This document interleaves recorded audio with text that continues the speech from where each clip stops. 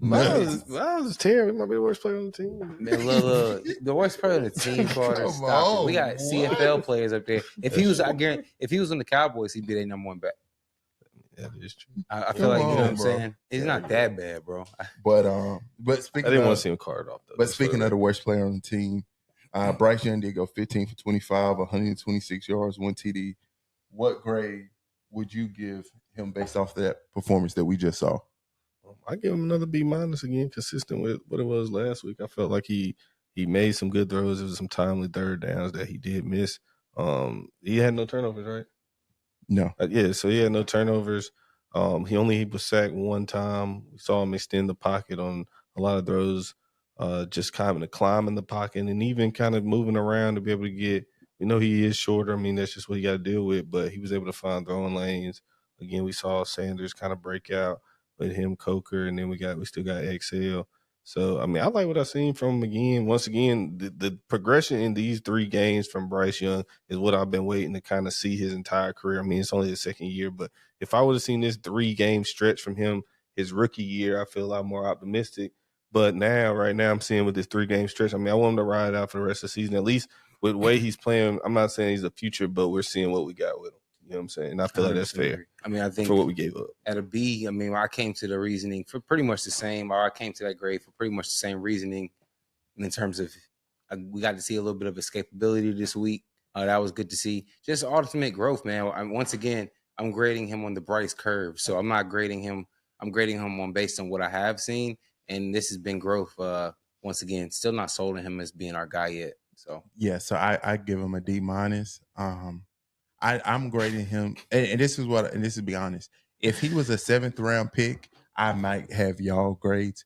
The fact that he was the number 1 overall pick, I'm gonna grade him like he's a number 1 overall pick. Yeah. That was not a good game. There's an argument he had an F, if you want to be real. His QBR, which QBR takes into account running and everything, was a 58.4. I mean, we all went to college. We know that's an F if we talking score wise. I mean, yeah, but like the stats don't tell the story. The eye test, I feel like, tells a lot of the story, especially with him and what he did this past week. I feel like the eye test kind of showed a lot. I mean, so you saw a number 1 overall pick out there? I saw a B-. You know I thought he's gotten great. Hold on. If I told you, all right, take his performance. If we got him with the 7th overall pick, we would be talking about him a little different. It would be more of like, hey, for a 7th round pick, he are actually doing all right. After him being a 1st round pick and what we gave up, and you being a Panthers fan, why do you want him to fail though? You know I don't want him to fail. What I'm telling you is there's nothing. You see no growth? No.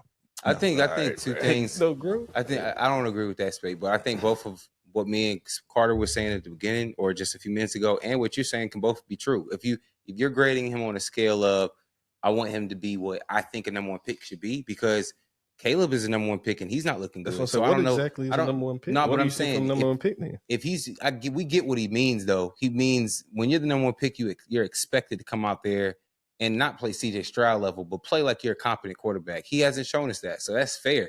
But once again, we know what he is now. Grading him on what he's been all last season as compared to what we've seen the last 2 games.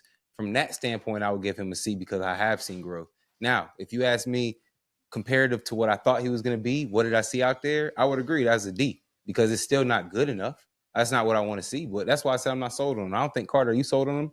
Like, are you back on the Bryce bandwagon for sure? I know he was texting and going crazy, but yeah, I mean, I ain't really left the bandwagon just because for what we gave up for him, I want him to succeed. I want him to do good. Well, that's from what I've seen though. I've seen growth in him. I've seen improvement in him. I'm to your point. I see what you're saying. Do I want him as a quarterback of the future yet? I don't know. That's why I really wanted him to start. Are you now. optimistic? Yeah, I'm optimistic now with this 3-game stretch. I've actually seen growth. I've seen him get better. I can see that benching actually helped him, from what the standpoint is, from what it is. And then you can see the more trust in what Canales wants too, because, I mean, he didn't throw hardly. I didn't see one screen last week or on Sunday, fellas. Not one screen. So he was letting the ball go. I didn't look at the next game, but maybe this will add clarity to what I'm saying or help you understand my perspective a little bit better. When I hear B- or B grades, I think that level of quarterback, the Baker Mayfield, somebody you're okay with paying to have for his performance, not long term. Yes, for his performance on this game. But that's what I'm saying. Like I still did. Okay, what I'm saying is a Baker Mayfield B+ game. When he plays that game, you go, okay, I'm okay with that person being my quarterback. I don't care how much improvement you think he made in that game. You still come out of it going, I don't know if that's my quarterback. Like, there's no way he came out of it. What do you want to see from a quarterback that was when the rushing game was under 53 yards? Not at this point in the season, bro. Like, I mean, not at this point in his career. You just named an established quarterback. If you take any quarterback who's in their first 2 seasons, the Baker made the playoffs and played well at Cleveland his second season. So I'm talking about somebody. The team was totally different though. We can admit that Cleveland had a really good defense and they had better weapons. Andrew Luck was the number 1 pick with a bad roster, made the playoffs. I'm not going to say they were a bad roster. I'm going to say they were. They had Peyton Manning.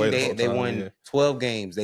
Peyton Manning was off the roster. They would look trash. They put another good quarterback in there. They started winning games again. They had they had no O-line. That's not the same. I promise you. I'm telling you what they had. They had no O-line. It's not the same. And the reason why he got beat up and retired, they had no O-line. No, I'm not saying they didn't have an O-line. Their games are different. I'm not saying that their teams was not. It's just not the same situation, bro. No situation is the same. So you can't. That's why it's tough for me to sit here and listen to you say rank him based on other number 1 picks. Every situation is different. I'm gonna bring back Caleb. What about Caleb? That's what I was asking. What are we expecting from number 1 pick? Boom, perfect. Even on Caleb right now, not most pundits will tell you they blame the situation around him. I don't give a damn what they blame. But listen, what I'm saying though. What's the tape say? Okay, what's the tape say? Do you not think Caleb has an elite arm? Yeah, he can make all the throws. Okay, I think Zach Wilson has one too. Okay, perfect. Name one thing that you think Bryce Young do elite. There is nothing on planet Earth that you have seen in the NFL him do elite. Every other because you asked. Every other number 1 pick has shown you at some point something they do elite. I'm gonna give you another. I just asked you specifically about Caleb, and you did not answer. I just said he had an elite arm. No. So because he has an elite arm, you've seen something elite from him. Even Anthony Richardson, who got benched, you've seen elite athleticism. So there's still something to hang your hat on. There's nothing. I'm talking about his production, regardless of his elite arm. How many fucking elite arms have you seen in the league who hasn't panned out? That's not enough. They still got that is not enough, Spade. Okay. Jamarcus Russell's arm was electric. Carter, am I right or wrong? You're saying that he's looking better because he has an elite arm. They haven't scored in the past 27 drives. They just said that they've been saying it all day today. I haven't seen that elite arm. He does he can make the throws. My whole thing is he's not playing like a number 1 pick, which is what you were just saying about Bryce. So that's why I brought up Caleb, because you can't say. I mean, you're just trying to throw out things where you're like, what is he good at? An elite arm. He hasn't shown it on the NFL level. Would y'all trade Bryce for Caleb right now? No. I mean, I would. Come on, I would bro. Now your Bryce love is something different. I would offer the physical. There's nobody in the league who would agree with that. I mean, there's a lot of stuff we don't ever agree with you about. But I'd be right most of the time. No, it's not true. 50-8. Okay. Just wrong on Sunday. Okay. So we're going to transition to our new segment that right now we call it Adam's Trivia until y'all in the comments give us a better name, because the name ain't great. It's not called Adam's Trivia. Kenneth doesn't listen, just like now. He's not listening to reason. Hey, y'all think Bryce? What? There is no team we're not in the gonna let league you move off of it just like that. No, we're not. Bryce over Caleb. That is nuts. That's what I'm saying. That's why I didn't want to end the conversation there, because that's not what the conversation was about. The conversation was, how are you grading Bryce? You said I'm grading him like a number 1 pick.